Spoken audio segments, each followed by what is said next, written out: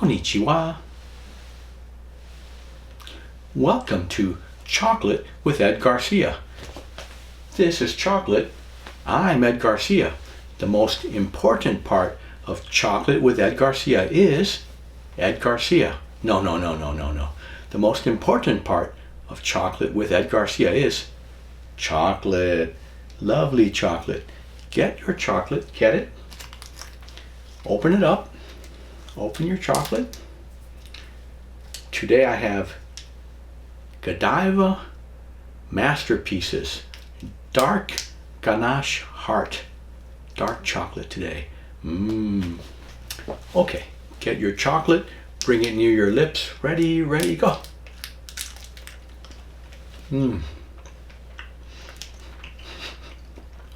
Delicious. Let's do that again. Get your chocolate, bring it near your lips for a simultaneous chew, a same time eat. Ready, go.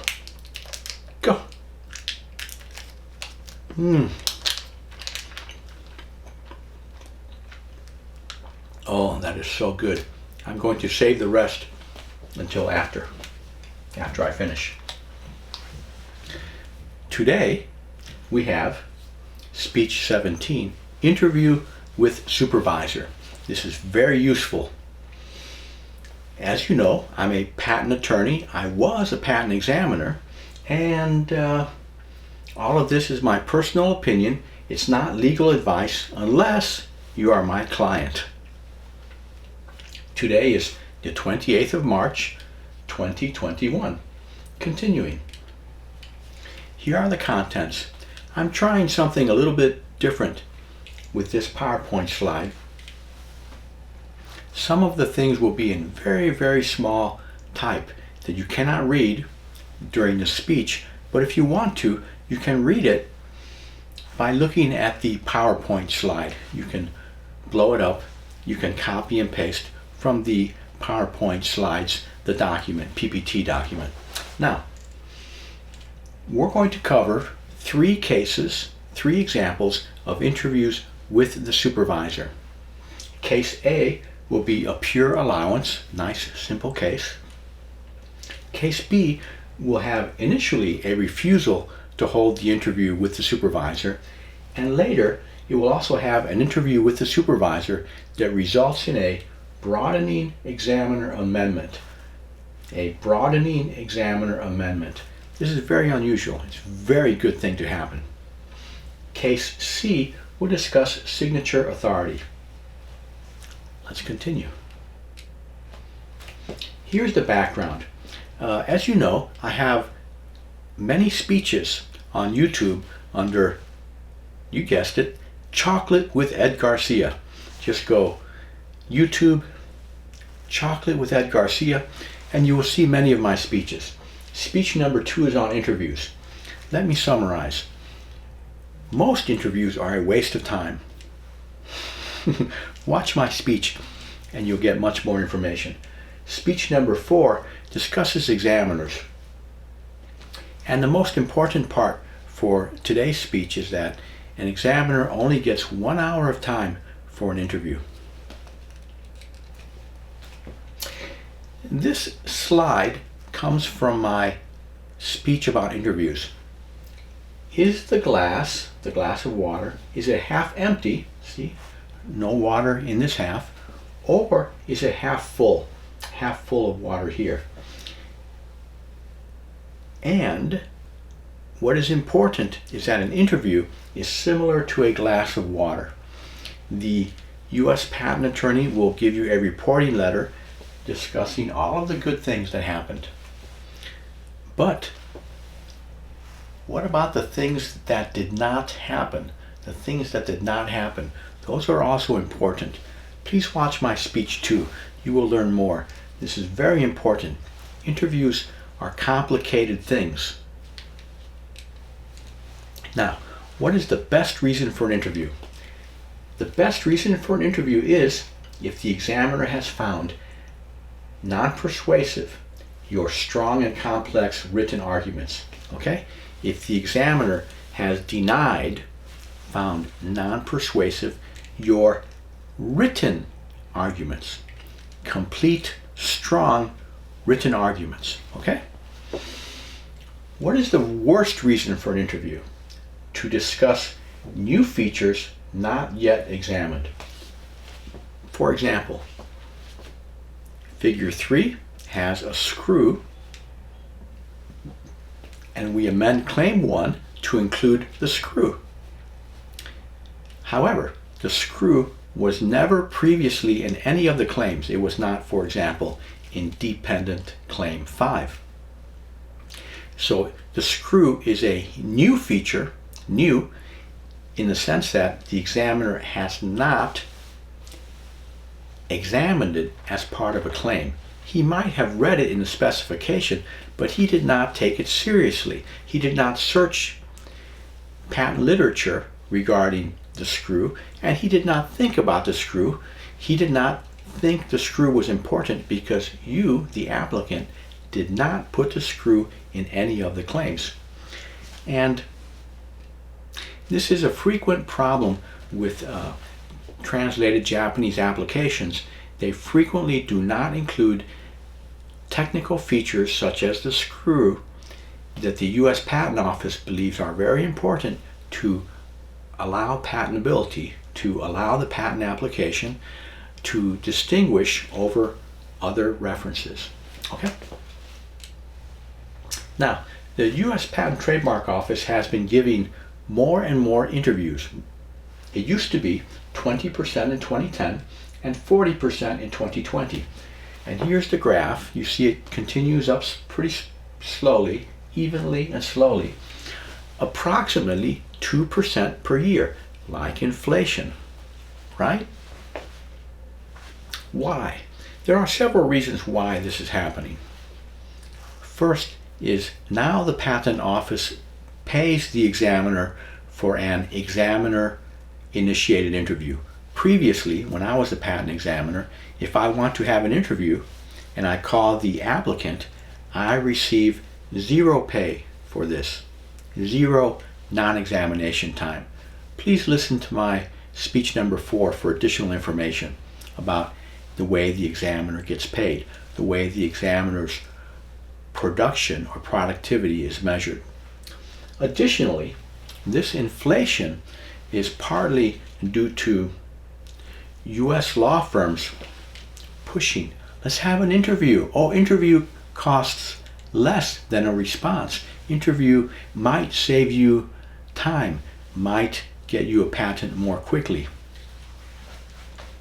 It might. My analysis is that, and I've looked at several large samples, is that most interviews are a waste of time. They cost more money than they give benefits. And if you follow those 2 rules that I have about when to have an interview and when to not have an interview, you will save a lot of money. Continuing. Now, this slide comes from the U.S. Patent Office gave a VILT, Virtual Instructor-Led Training. That means they have a speaker on a web, on an internet program presenting information, presenting a speech, presenting an educational class. And this one had to do with after final practice. So this slide comes from the Patent Office. Let's look at it. We have the original application filing, we have a first office action, a response, a final rejection, and then we have 4 possibilities here after the final rejection. Now, the U.S. Patent Office encourages interviews for a number of reasons. Number 1, it only costs them 1 hour of a patent examiner. Let's call it $200 just to keep a number simple. However, how much does an interview cost an applicant? It may be $500, it may be $2,000. Let's call it $1,000. So an interview costs the applicant much more money than it costs the Patent Office. So what the patent office suggests is good for the patent office might not be good for the applicant. Continuing, the patent office likes to have interviews early. It promotes early interviews after the first office action is when it wants them. It will permit them after the final rejection, as we will discuss, but it's less desired by the patent office.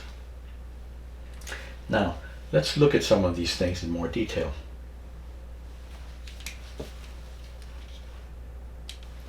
Okay, this is after final practice, before the notice of appeal. This refers to these two situations, the traditional after final and the AFCP, which is the after final consideration program that we will not discuss today. But I have a speech on AFCP that you might want to watch. Continuing. So, this is before the notice of appeal. This is the without paying for the notice of appeal.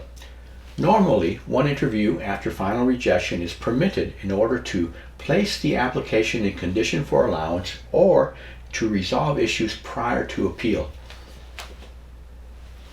These situations are rather narrow and they don't apply to what I want to discuss, so I'm not going to go any further. Continuing, interviews merely to restate arguments of record should be denied. Okay? So if you file a response and the examiner rejects your response and you want to discuss verbally the response that has been rejected, the patent office says should be denied. I say, after you make a written argument and the examiner rejects your written argument, this is a good time, a perfect time to hold an interview. So I say, this is a very good time to hold an interview. The patent office says, should be denied. However, if you request an interview at this time, examiners usually will give you the interview because they don't want you to complain to the supervisor.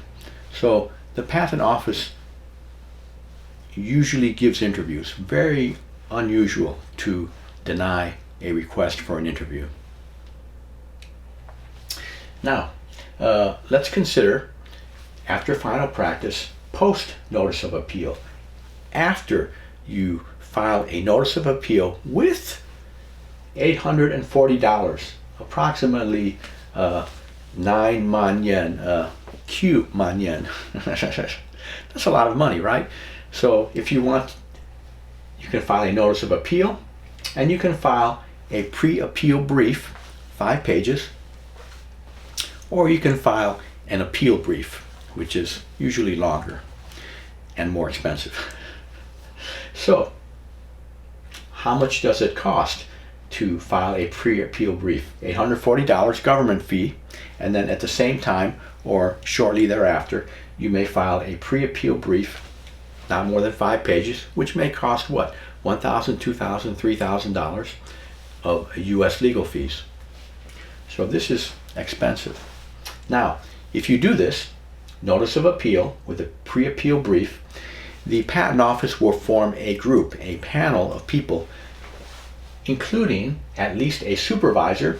There's the supervisor that we want, and the examiner of record. If there is a primary examiner involved in this, he will also be included. Now, this is what we want. We want the supervisor, yes? Yes, but we want to talk to the supervisor, which makes things faster, and we don't want to file a notice of appeal which costs us money.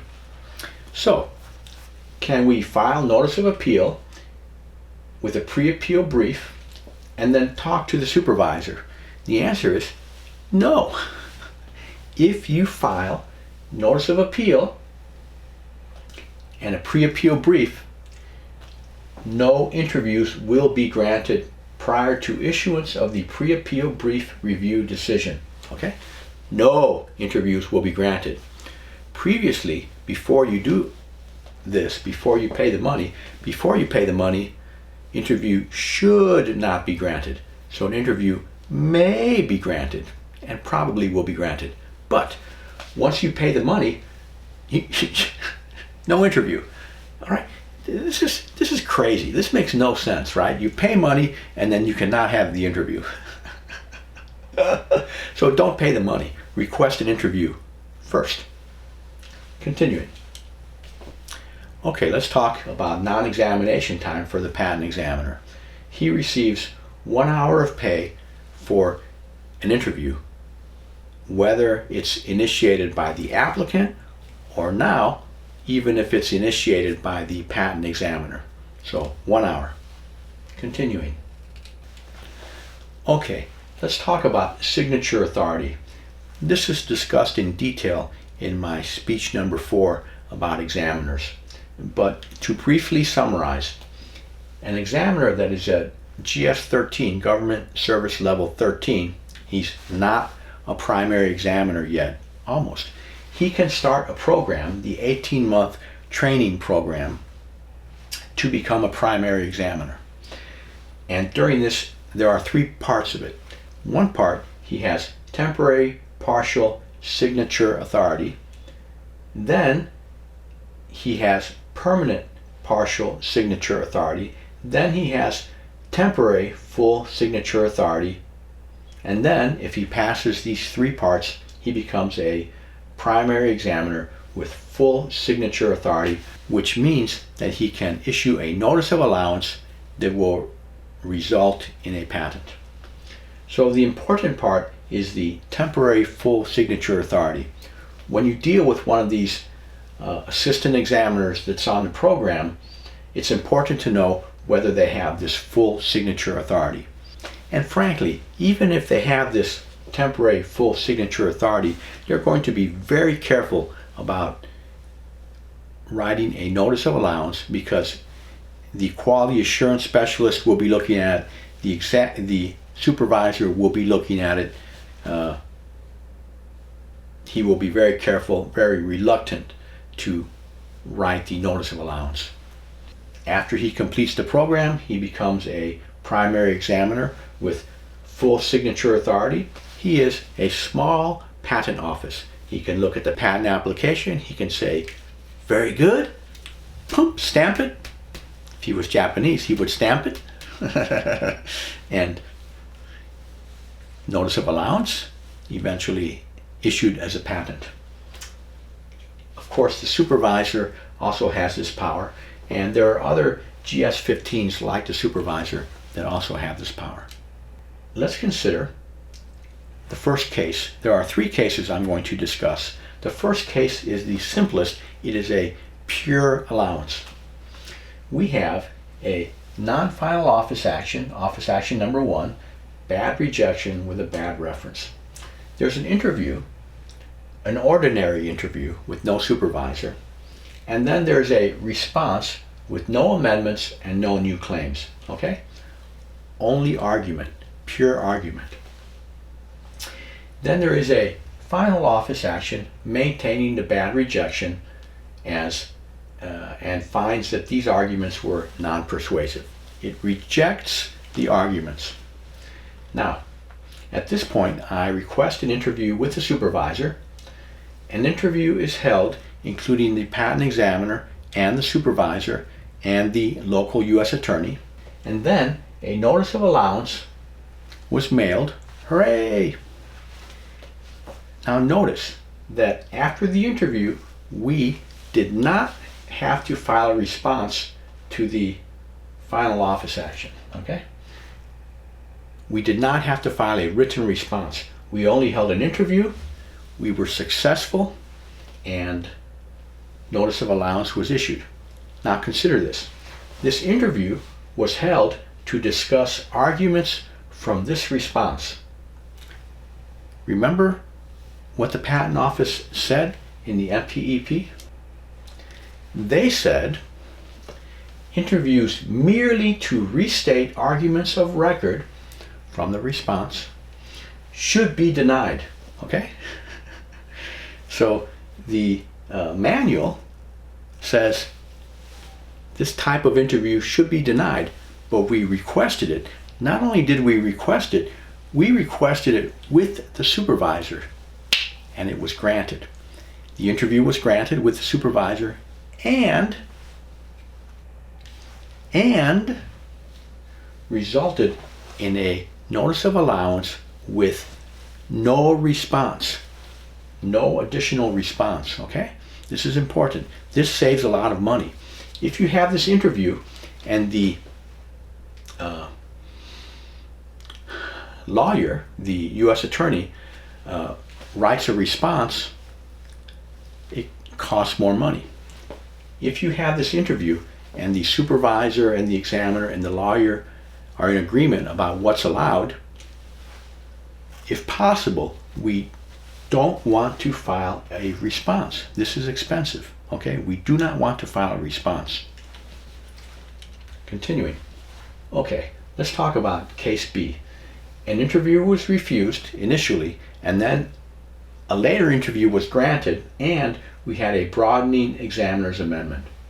So let's go through this. First, non-final office action number 1 had a bad indefiniteness rejection regarding the model of a car. Then there was an ordinary interview, and then we filed a response, including technical amendments and argument regarding indefiniteness. Then there was a final office action, the second office action, including a bad indefiniteness rejection. Again, okay, this is the second time that this rejection has been made regarding indefiniteness. Now, we request an interview with the supervisor. This is where it gets interesting. An interview was held, but it was an ordinary interview without the supervisor because the supervisor was not available. Not available. No supervisor. Now, I requested the U.S. attorney to hold an interview with the supervisor. Supervisor not available. I am not happy. I am not happy. I am not happy. Not happy. Not happy.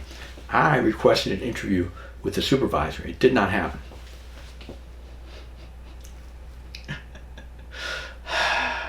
Why?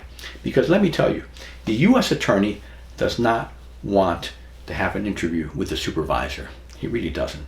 The patent examiner does not want to have an interview with the supervisor. No, no, no, no, no, no.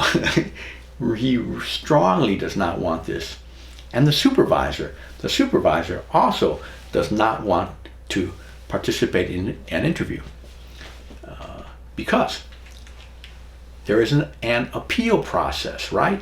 The supervisor would prefer if I pay $840 for a notice of appeal, I file a written pre-appeal brief or an appeal brief, and then after I pay a lot of money, then the supervisor looks at it. And as you recall, the supervisor at that point cannot have an interview, okay? No interview at that point. So if you want an interview with a supervisor, you have to push very hard. We'll discuss how to do this later. I will provide some sample instructions.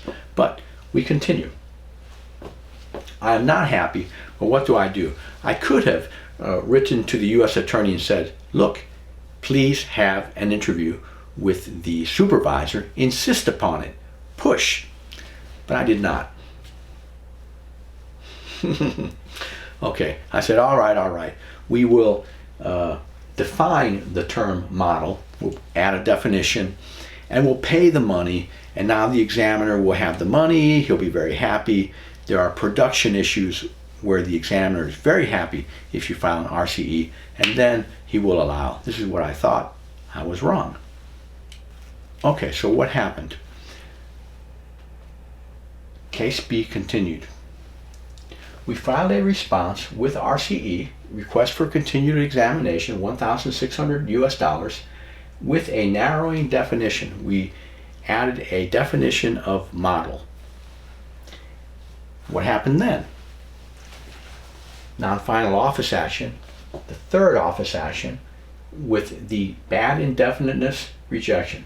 Again, he rejects model for indefiniteness, even though we added a definition.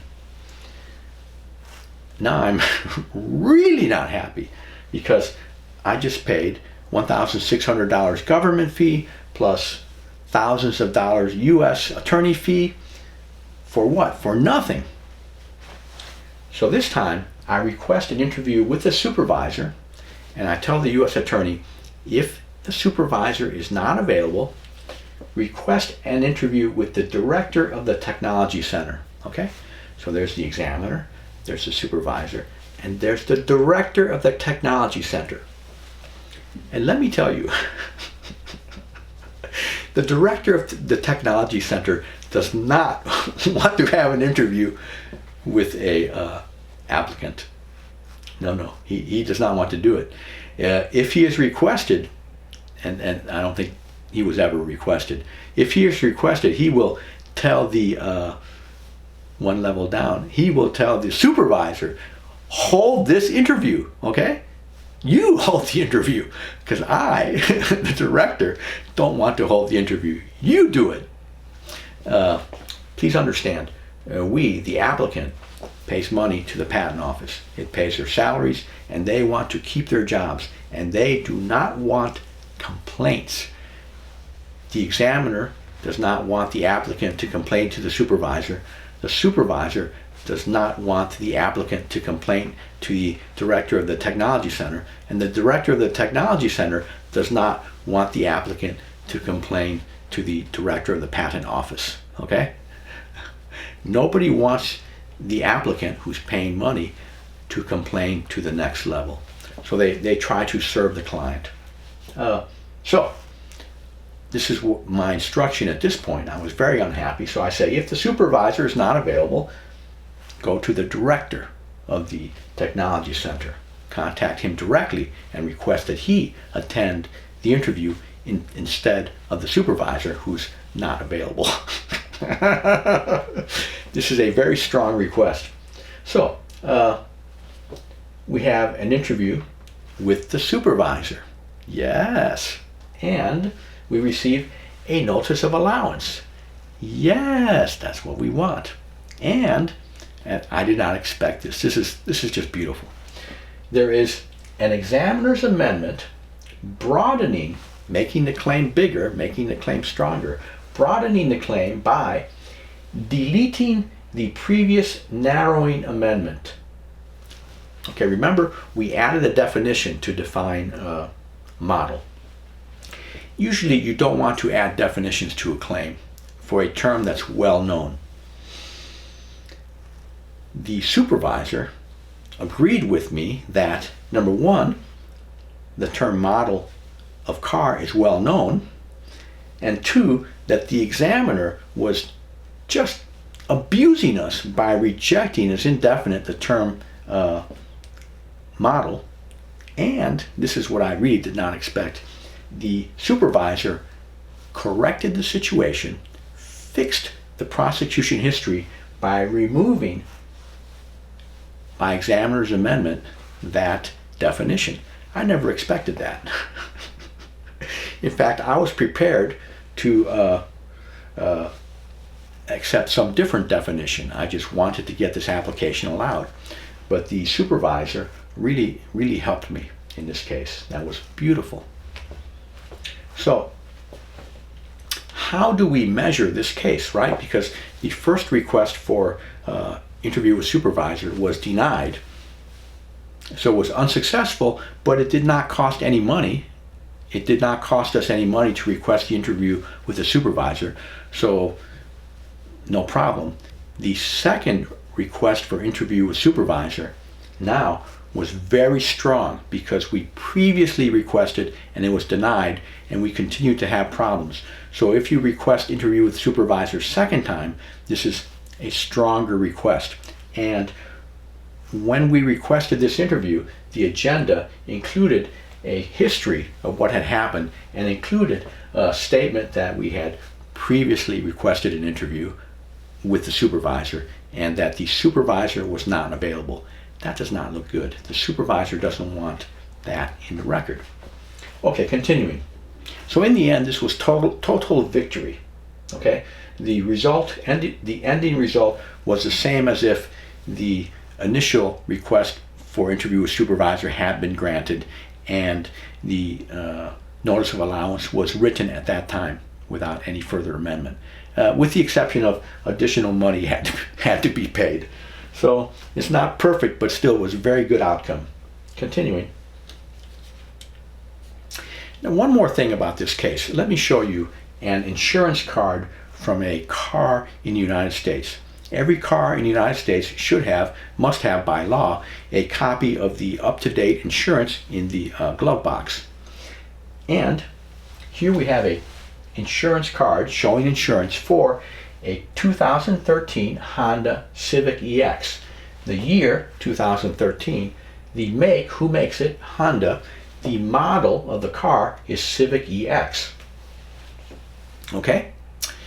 So, model, that word is well known to the insurance company and to everyone in the car industry in the United States.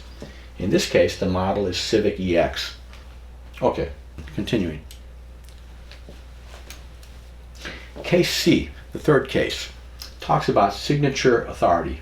Now, first office action, bad rejection. The reference did not disclose a feature of Claim 1. The first interview was an ordinary interview, no supervisor. The response had some amendments and some new claims. And the second office action maintained the bad rejection, but there was a good faith effort by the examiner. However, this examiner was technically weak, not very strong technically. Let me tell you, many electrical applications have certain problems. The application might be written by someone who was not an electrical engineer. It's very common. Number two, the patent examiner might not be an electrical engineer. It's very common. Number three, the U.S. attorney might not be an electrical engineer. So you might have an electrical application that was written by, is being examined by, and is being argued by people, none of which has a degree in electrical engineering. As you can imagine, this causes problems. Now, some law firms will only hire attorneys with degrees in electrical engineering to work on electrical engineering applications. I think this is very reasonable. But the point is, this examiner, I don't think he's an electrical engineer. So, and further, the person that wrote the application, I suspect, was not an electrical engineer because of,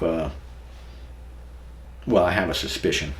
Continuing, we request an interview with the supervisor or primary examiner because this examiner that signed the office action is probably on the program. So we're giving this examiner some respect. We say, okay, we don't necessarily need a supervisor. Your mistake is not so bad. It's just you're technically a little bit low. We need someone with more technical. And we want to make sure that we have someone with full signature authority that can allow the patent, because we don't know what level of the program you're in. Let's discuss this in a moment. But we had an interview with a supervisor, promptly received the notice of allowance, and again, no additional response was filed by the applicant. So we saved the money of filing a response. We solved the problem quickly and relatively cheaply with an interview that included the supervisor. Okay? Like I say, this case, I was willing to accept a primary examiner as the third person in the interview. The U.S. attorney, the examiner, and another primary examiner. even if this examiner had temporary full signature authority, I still wanted another more technical person in the room for the interview. As I said, when you're on the program, there's three possibilities: temporary partial signature authority, permanent partial signature authority, or temporary full signature authority. Temporary full signature authority means you can write a notice of allowance, sign a notice of allowance. So we requested an interview with a supervisor or a primary examiner, in this case, for two reasons. One, the examiner that signed is on the program, so even if he has temporary full signature authority, he will be hesitant to use it. So we want someone to assist him, help him, make it easier for him to write a notice of allowance by giving a second opinion, and that could be the supervisor, or in this case the primary examiner. That was one reason regarding this examiner being on the program. Additionally, in this case, we were trying to get some technical assistance for this examiner because he was close, but he wasn't quite understanding the application. One of the figures in the application, he's misreading it a little bit, and he wasn't following our written arguments. To summarize, case C was very successful. We had an interview with the supervisor resulting in a notice of allowance without any additional response required by us. That's exactly what we want. Notice of allowance now, immediately after the interview. That's exactly what we want. We want an interview with the supervisor that results in an immediate notice of allowance without any further work or expense by the applicant. Okay? We don't want to file a response. We don't want to file an amendment. We want the patent office to do whatever is necessary to give us notice of allowance. Now. It's beautiful. Now, as I said, the examiner does not want the supervisor. The U.S. patent attorney does not want the supervisor.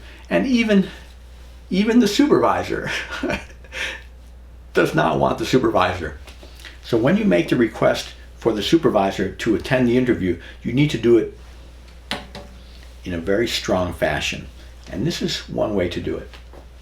So these are sample instructions to the U.S. attorney. We request an interview including the supervisor. Okay? That's good. But remember, in case number 2, I did that and it didn't work out very well initially. So if the examiner states that the supervisor is not available, and this is what happened to us, then request another supervisor in the same class. Let me explain this. For example, class 703 is modeling, simulation, emulation. And there are 2 separate art units that work in this class. One of them is 2103, which will have a supervisor, and another one is 2108, which will have another supervisor, right? So supervisor number 1, supervisor number 2, both of them in the same class. So if your application is being considered by an examiner in art unit number 1, and that supervisor is not available, okay, get this one, get this guy. Now sometimes there's only one supervisor in a class. There's only one art unit that takes care of a class. But usually there's 2 or 3 or 4 or sometimes 5, or there can be many art units in one class. There can be many supervisors in one class. Okay, continue. Then, if that doesn't work, if another SPE, if another supervisor in the same class is not available, then request another supervisor in the same technology center. In this case, in technology center 2100. There are many supervisors. So the point is, if the supervisor is not available, okay, another supervisor in the same class. And if that doesn't work, then another supervisor in the same technology center. Okay? We want a supervisor. Make it very clear. In other words, please insist that a supervisory patent examiner attends the interview. Okay? Insist. Now, they can still say no, but the point is, you want the U.S. attorney to understand that you really want this, that you will not be happy if you do not get the interview with the supervisor. You have to squeeze the U.S. attorney, and he will help you to squeeze the examiner, and together they will squeeze the supervisor. Okay? As I said, none of them wants to have this interview. But we do. The applicant wants this interview to happen. You want the supervisor to fix the problem without paying the money for the appeal process, without paying the notice of appeal, and without paying for a pre-appeal brief, and without paying for an appeal brief. We don't want any of that stuff. We just want the supervisor right now without paying more money. Okay? It's very nice. We can ask.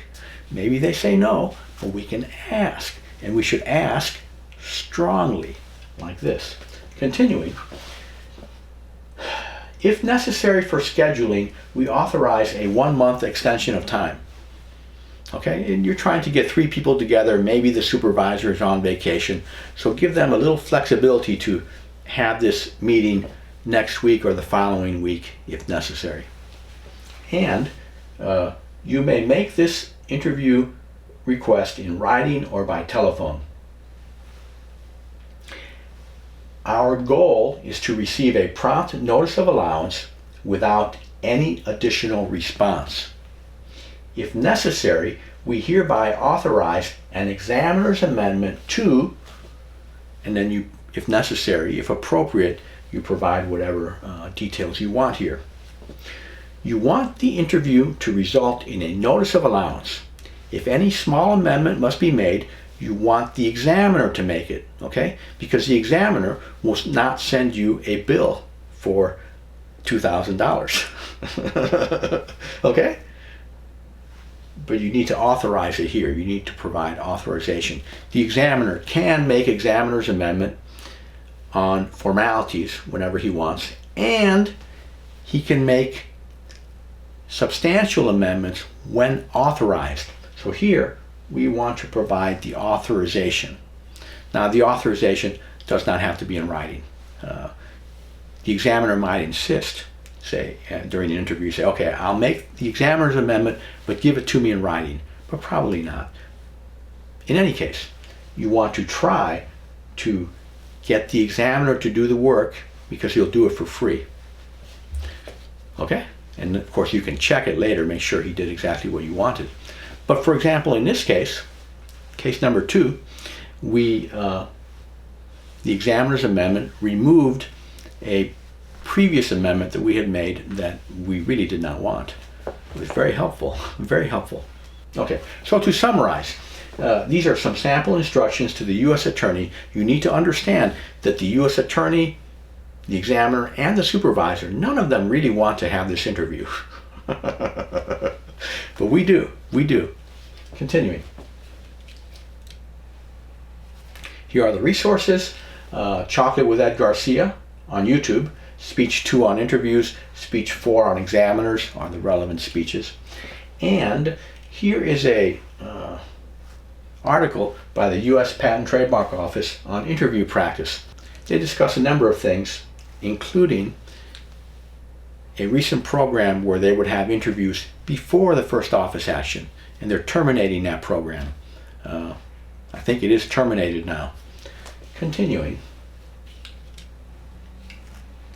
This is the end of Chocolate with Ed Garcia, speech 17, interview with supervisor. This was the best speech ever. I say it again, the best speech ever. I'm going to say it a 3rd time so you don't forget, the best speech ever. Yes, it was. Why? Because we ate chocolate, we learned about interviews with supervisors, which is a very powerful tool. And last but not least, we have Mount Fuji. This is Enoshima in the Sagami province. Isn't that nice? Look at the colors, it's beautiful. This guy, Mr. Hokusai-san, wonderful, wonderful, master, a genius.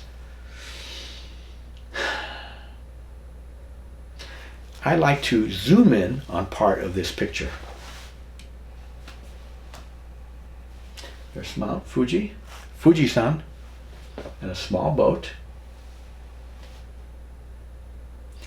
And of course, notice how they are similar, right? They're both of them are triangles. And this one's very close to it, but it's not in the center. It's moved to the side a little bit, right? It's more beautiful this way.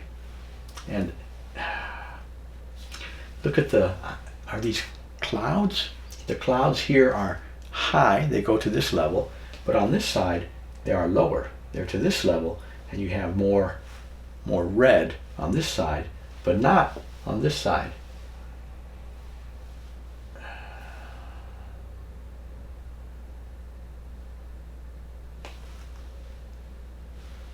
Just beautiful. This is wonderful. Imagine trying to carve this into wood.